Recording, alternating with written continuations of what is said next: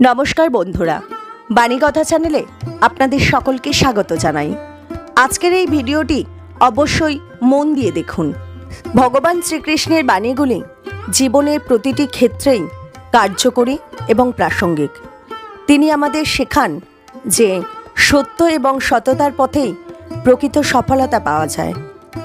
জীবনযুদ্ধে শক্তি, ধৈর্য এবং আত্মবিশ্বাসের মাধ্যমেই প্রতিটি সমস্যার সমাধান করা সম্ভব। শ্রীকৃষ্ণের শিক্ষা আমাদের মনে করিয়ে দেয় যে জীবনের বড় থেকে বড় সমস্যাও ধৈর্য এবং সাহস দিয়ে অতিক্রম করা যায়। তার বাণী আমাদের জীবনের প্রতি পদক্ষেপে পথপ্রদর্শক হিসেবে কাজ করে এবং আমাদের জীবনে উন্নতি ও শান্তি নিয়ে আসে। ভিডিওটি শুরু করার আগে যারা এই চ্যানেলে নতুন তারা অবশ্যই চ্যানেলটি সাবস্ক্রাইব করুন আর বেল বাটনে প্রেস করে রাখুন আরও এই রকম নতুন নতুন ভিডিও পেতে।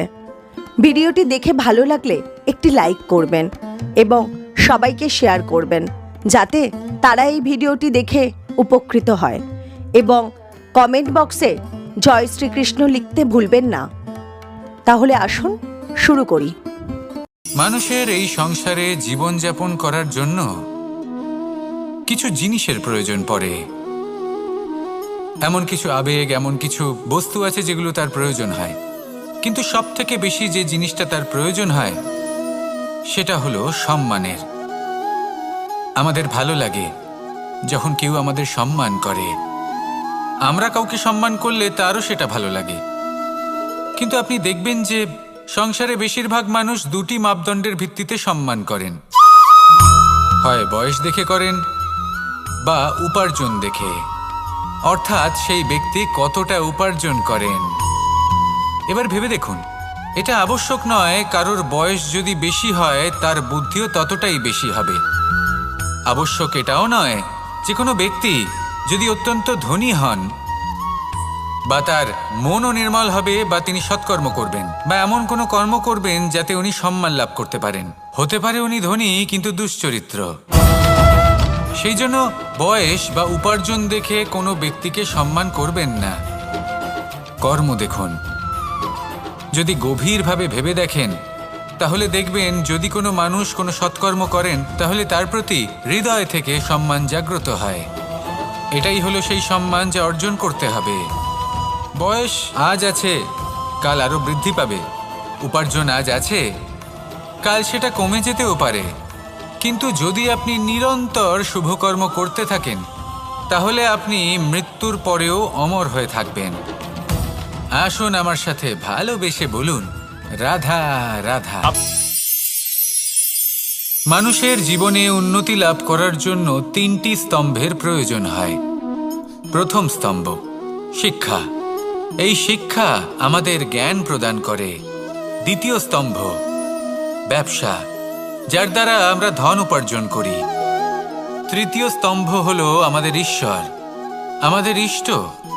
এনার সাথে যদি আমরা জুড়ে থাকতে পারি তাহলে এমন একটা মানসিক বল আপনি লাভ করবেন যেটা এই সংসারে আর কোথাও পাওয়া সম্ভব নয়। কিন্তু মানুষ অনেক সময় জীবনে এই তিনটি স্তম্ভ লাভ করা সত্ত্বেও সামনে অগ্রসর হতে পারেন না। তখনও জীবনে কঠিন পরিস্থিতি আসতেই থাকে। এমনটা ঠিক কেন হয়? কারণ সে জীবনে এই তিনটি স্তম্ভ লাভ করে নেয়, জীবনে প্রয়োগও করে, কিন্তু তার ভিতের কথা সে ভুলেই যায়। যেমন প্রথম স্তম্ভ অর্থাৎ শিক্ষা। এই শিক্ষার আধার হলো শুভ চেতনা।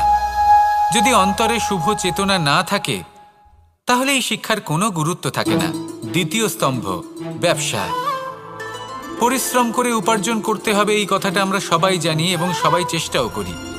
কিন্তু ব্যবসা করতে করতে আমরা এটা ভুলে যাই আমাদের ব্যবহার কেমন হয়ে পড়েছে। এই ব্যবহার যদি শুভ হয় তাহলে আমাদের উপার্জন আস্তে আস্তে একটা স্থির জায়গায় এসে পৌঁছবে।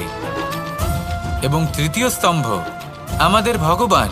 যদি ওনার স্মরণে আপনি যেতে চান তাহলে তার পূর্বে নিজের মা বাবাকে সেবা করুন, তাদের যত্ন করুন, তাদেরকে ভালোবাসুন, কারণ ওনারাই হলেন এই সংসারে আপনার সব থেকে বড় ইষ্ট।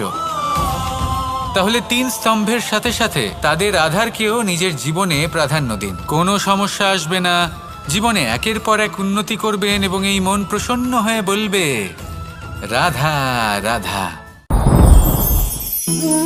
সুখ, দুঃখ এবং শক্তি, এই 3 হলো এই সংসারের ত্রিদেবের মতো। আমাদের জীবনে যা কিছু ঘটছে এই 3টির ভিত্তির উপরেই হচ্ছে। আসলে এই সংসারের একটা নিয়ম আছে, যখনই আপনি কিছু লাভ করেন এই সংসার আপনার পরীক্ষা নেয়। এটা জানার জন্য আপনার পরীক্ষা নেয় যে আপনি যা কিছুই লাভ করেছেন আপনি কি আদৌ সেটার যোগ্য কি না। ঠিক সেইভাবেই এই সুখ, দুঃখ এবং শক্তি আপনার পরীক্ষা নিয়ে থাকে। যখন সুখ আসে তখন সে আপনার পরীক্ষা নেয় যে আপনার মধ্যে অহংবোধ জাগ্রত হয়নি তো। যদি অহংবোধ চলে আসে তাহলে সুখ সেখানেই সঙ্গ ত্যাগ করে। দুঃখ আপনার ধৈর্যের পরীক্ষা নিতে থাকে, আর যদি আপনার মধ্যে ধৈর্য না থাকে তাহলে এটা আপনাকে আরো বেশি দুঃখের গভীর অন্ধকারে ঠেলে দেবে। সেখানে শক্তি পরীক্ষা নেয় আপনার বিনম্রতার। যদি আপনি বিনম্র না হন তাহলে হয় এই শক্তি আপনার সঙ্গ ত্যাগ করবে, নয় এই শক্তি বিনম্রতার অভাবে আপনার পতনের কারণ হতে পারে। এই সংসারে যে কোনো ব্যক্তি যিনি এই পরীক্ষায় উত্তীর্ণ হয়ে থাকেন এই জীবনে তিনি সাফল্য লাভ করেন। আসুন আমার সাথে ভালোবেসে বলুন রাধা রাধা। ভয়ের সাথে আমরা সবাই পরিচিত, কষ্টও আমরা সবাই পেয়েছি। কখনো কখনো আমরা অসুস্থ হয়ে পড়ি, আর এমন সময় হলে মাতার মমতা, কখনো বাবার স্নেহ, কখনো বন্ধুদের পাশে থাকার অনুভূতি আমাদের রোগ নিরাময়ে সাহায্য করে। কখনো যদি আমরা নিরাশ হয়ে পড়ি, তখন যদি আমাদের কোনো আপনজন আমাদের দুটো ভালো কথা বলে তখন আমাদের মনোবল বেড়ে যায়। ঠিক তেমন সংসারের এই রঙ্গমঞ্চে যদি আপনি পীড়িত অনুভব করেন, কিছু শুভ কথা আলোচনা করুন, কিছু স্তুতি গান করুন, কিছু মুহূর্তের জন্য হলেও নিজের ইষ্টদেবের কথা স্মরণ করুন আর প্রার্থনা করুন। সাহস বাড়বে, শক্তিও বৃদ্ধি পাবে এবং সামনে এগিয়ে চলার পথও দেখতে পাবেন। তখন এই মন প্রসন্ন হয়ে বলবে রাধা রাধা। এই সংসারে কখনো কোনো ব্যক্তিকে তার বাইরের পোশাক দেখে বিচার করার চেষ্টা করবেন না, এটা খুব বড় ভুল করবেন। যেমন আমরা জীবনে অনেক সময় এমন করি, ধরুন কোথাও একটা গাছ দেখলাম, খুব বিশাল আকারের একটা গাছ যেটা মাটির থেকে অনেক উঁচুতে পৌঁছে গেছে, যার বিশাল শাখা আছে। সেগুলো দেখে আমরা ভাবি যে এই গাছে হয়তো কত সুস্বাদু ফল আছে, আমরা সেই গাছের পরিচর্যা করতে থাকি। আবার অন্যদিকে হলো একটি তৃণ যেটা মাটি থেকে কিছুটা উঁচুতে পৌঁছেছে, কিন্তু সেই তৃণর নিচে, মাটির নিচে অত্যন্ত সুস্বাদু ফল বা সবজি জন্ম নেয়, যা আমাদের স্বাস্থ্যের পক্ষে অত্যন্ত উপকারী। সেই জন্য কখনো আবরণ দেখে কাউকে বিচার করতে চেষ্টা করবেন না। তার বদলে এটা বোঝার চেষ্টা করুন যে আপনার সামনে যে ব্যক্তি আছে বা বস্তু আছে তার বিশেষত্ব কি। যদি এই বিশেষত্ব বোঝার ক্ষমতা আপনি অর্জন করেন, যদি এই শিল্প আপনি নিজের ভেতরে জাগ্রত করেন, তাহলে এই সংসারে বিশেষত্ব কি সেটা আপনি জানতে পারবেন। আর এই সমস্ত খেলা দৃষ্টি থেকে নয়, দৃষ্টিভঙ্গি থেকে জন্ম নেয়। দৃষ্টিভঙ্গি সবসময় শুভ রাখুন আর আমার সাথে ভালোবেসে বলুন রাধা রাধা। যখন আমরা কোনো বনে প্রবেশ করি তখন এই সবুজ ঘাস দেখে, এই কোমল ঘাস দেখে আমাদের মন প্রফুল্ল হয়ে ওঠে।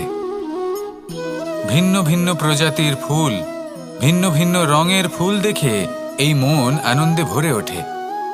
এখানে শিশুরা আনন্দ লাভ করে, বড়রা ভোজন গ্রহণ করেন, কথাবার্তা বলেন, হাঁটাহাঁটি করে বেড়ান। এবার ভেবে দেখুন, যখন এই উপবনের নির্মাণ হয়েছিল সেই সময় যদি এই মাটিকে সঠিকভাবে খনন না করা হতো, যদি তাতে সঠিকভাবে বীজ রোপণ না করা হতো, যদি কোনো সংঘর্ষ না হতো, পরিশ্রম না করা হতো, যদি চলতে চলতে পায়ে কাঁটা না বিঁধে যেত, তাহলে এই সুন্দর বন দেখে আমরা কি এই আনন্দ লাভ করতে পারতাম? কখনোই নয়। ধরুন কোনো নদীর তটে সুন্দর একটি বন আছে, সেই বনের আনন্দ লাভ করতে গেলে আপনাকে সেই নদী পার করতেই হবে। যদি সুখের নদীর কাছে পৌঁছতে চান, তাহলে তটে যে কাঁটা রয়েছে সেগুলোর সাথে সংঘর্ষ করতেই হবে। এই সংসারে যদি আপনি সুখ লাভ করতে চান, তাহলে সুখ লাভের এই যাত্রা শুরু করতে হবে সংঘর্ষ দ্বারা। তাহলে সংঘর্ষকে স্বাগত জানান, এর পেছনেই সুখ রয়েছে যা আপনার জন্য অপেক্ষা করছে। এবার হাসুন আর আমার সাথে ভালোবেসে বলুন, রাধা রাধা। মানুষ সুখী জীবনযাপনের প্রতি এতটাই অভ্যস্ত হয়ে পড়ে যে একটা ছোট্ট সমস্যা এলেই সে সবার থেকে সাহায্য চাইতে শুরু করে দেয়। সে সাহায্য লাভও করে এবং সেই সংকট থেকে সে বেরিয়েও আসে। কিন্তু এই সাহায্য কিছু মুহূর্তের, আর কিছু মুহূর্তের হলো এই দুঃখ। এই দুই মুহূর্তের সাহায্যের জন্য আজীবন আপনি তার কাছে ঋণী হয়ে থাকেন। আর মানবিকতার খাতিরে আপনার মনে কৃতজ্ঞতা জেগে ওঠে, আর সেই কৃতজ্ঞতা বোধ হলো যে আপনি কখনো সেই ব্যক্তিকে ছাপিয়ে যেতেই পারবেন না। সেই জন্য জীবনে সবসময় চেষ্টা করবেন নিজেকে প্রস্তুত রাখতে সেই সব সমস্যার জন্য, সেই সব বাধার জন্য যেগুলো আপনার জীবনে আসতে পারে। ততক্ষণ সাহায্য চাইবেন না যতক্ষণ না অন্য কোনো পথ না থাকছে। সাহায্য চাওয়া অনুচিত নয়, কিন্তু সাহায্য চাইলে এবং সাহায্য পেলে আপনি আজীবন কৃতজ্ঞ এবং ঋণী হয়ে থাকবেন। আর তারপর একদিন আপনি পরিবর্তন দেখতে পাবেন যে কিভাবে আপনি ছোট ছোট সমস্যার জন্য সাহায্য না চেয়ে বড় বড় সমস্যার সম্মুখীন হতে প্রস্তুত হয়ে গেছেন। এটাই হলো সংসারের নীতি। এটাই পালন করুন আর আমার সাথে ভালোবেসে বলুন, রাধা রাধা। আপনি কখনো কাউকে পর্বতে আরোহণ করতে দেখেছেন? বা আপনি কখনো নিজে কোনো পর্বতে আরোহণ করেছেন? করে থাকলে আপনি এই বিষয়ে অবশ্যই জানবেন যে যখন আমরা শিখরের দিকে এগোই, ওপরের দিকে এগিয়ে চলি, তখন আমাদের একটু ঝুঁকে পথ চলতে হয়। তখনই আমরা সেই পর্বত আরোহণ করতে পারি। কিন্তু যে ব্যক্তি নিচের দিকে ফিরে আসছেন, তিনি কিন্তু ঝুঁকে চলেন না, তিনি দৃঢ়ভাবে সোজা হয়ে নিচে নামেন। এই ভারসাম্য বজায় রাখার এই খেলাতে সংসারের একটা সার লুকিয়ে রয়েছে। যদি আপনিও জীবনে উঁচুতে উঠতে চান, শিখরে পৌঁছতে চান, তাহলে আপনাকেও নত হয়ে বিনম্র হয়ে সামনে এগোতে হবে। সেখানে যদি আপনি বুক চিতিয়ে উদ্ধতভাবে অহংকার বোধ নিয়ে চলতে থাকেন, সেখান থেকেই আপনাকে নিচে নামতে হবে। কোনো ব্যক্তি তার বিনম্র স্বভাব দেখেই বোঝা যায় যে সেই ব্যক্তি সাফল্যের শিখর দেশে আরোহণ করছে নাকি নিচে তথা খাদের দিকে যাত্রা করছে। তাই সবসময় বিনম্র থাকুন, শ্রেষ্ঠ কর্ম করুন, পরিশ্রম করুন আর আমার সাথে ভালোবেসে বলুন, রাধা রাধা। আমাদের জীবনে আমরা যখনই এমন কোনো মানুষের সাথে পরিচিত হই যে বয়সে, পদে এবং আর্থিক দিক থেকে আমাদের থেকে পিছিয়ে, তখন আমরা সবাই খুব হীন নজরে তাদের দিকে দেখি। মনেই করি না যে সেই ব্যক্তির নিজস্ব একটা অস্তিত্ব রয়েছে, তার নিজেরও একটা মাহাত্ম্য রয়েছে। আমাদের মনেই হয় না যে আমাদের সামনে দাঁড়িয়ে থাকার যোগ্যতা আছে তাদের। চলুন আপনাকে একটা প্রশ্ন করি, শূন্যের নিজস্ব মূল্য কোথায়? আপনি বলবেন কিছুই না। শূন্যের আবার নিজস্ব মূল্য কোথায়? কিন্তু যখন এই শূন্যই কোনো সংখ্যার সাথে এসে যুক্ত হয়ে যায়, কোনো অঙ্কের সাথে এসে যুক্ত হয়ে যায়, তখন তার মূল্য অনেক গুণ বৃদ্ধি পায়। অর্থাৎ এই শূন্যের মূল্য অবশ্যই আছে। আর আমাদের জীবনেও এমন কিছু ব্যক্তি থাকেন, তাদের দেখে মনে হয় যে এদের কোনো মূল্যই নেই। কিন্তু যখন এই ব্যক্তি কারোর সাথে এসে জুড়ে যান, তখন তার মূল্য সেই ব্যক্তির বৃদ্ধি ঘটায়। এই সংসারে এমন কোনো ব্যক্তি নেই যার কোনো মূল্য নেই। যদি আমরা ধনুকের কথা বলি, তাহলে তার জন্য একটি দড়ির প্রয়োজন হয় যেটি প্রত্যঞ্চা হিসেবে ব্যবহৃত হয়। যদি এই প্রত্যঞ্চা না থাকে, তাহলে ধনুকের কোনো মূল্যই থাকে না। যদি প্রত্যঞ্চা না থাকে তাহলে ধনুকের অস্তিত্ব অসম্পূর্ণ থেকে যায়। এই সংসারে যে কোনো ব্যক্তি হোক বা যে কোনো বস্তু হোক, প্রত্যেকের নিজস্ব একটি মূল্য আছে। তার সম্মান করুন, সামনে অগ্রসর হন, আর আমার সাথে ভালোবেসে বলুন, রাধা রাধা।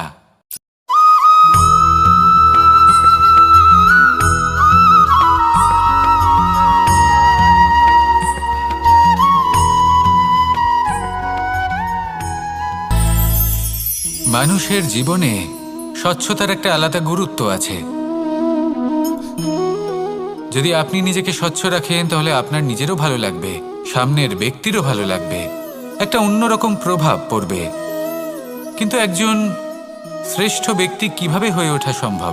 যার মধ্যে গুণ আছে, শিক্ষা আছে, শুভ চেতনা আছে, যিনি সৎকর্ম করেন।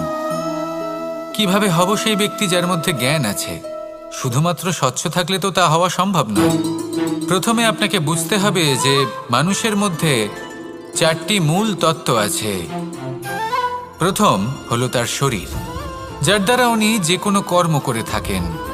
দ্বিতীয় তত্ত্ব হলো তার মন, যার দ্বারা কোনো কর্ম করার জন্য সে নিজেকে প্রেরণা দিতে থাকে। তৃতীয় তত্ত্ব হলো বুদ্ধি, যে কর্ম আমরা করতে চাই, যে লক্ষ্যে আমরা পৌঁছতে চাই, সেটা আমরা কিভাবে কোন পথে করব সেটা স্থির করা যায় বুদ্ধি দিয়ে। আর চতুর্থ তত্ত্ব হলো আত্মা। আত্মা হলো এমন এক তত্ত্ব যার কোনো সমাপ্তি নেই। আত্মা হলো অজয়। কিন্তু এরও শুদ্ধিকরণের প্রয়োজন হয়। এই 4টি তত্ত্বের শুদ্ধিকরণ করতে থাকুন, এদের নির্মল রাখুন, শুদ্ধ রাখুন। এবং এটা কিভাবে হবে? শুভ চেতনা দ্বারা, জ্ঞানের দ্বারা, এবং সবথেকে বেশি গুরুত্বপূর্ণ প্রেমের দ্বারা। আসুন আমার সাথে ভালোবেসে বলুন, রাধা রাধা।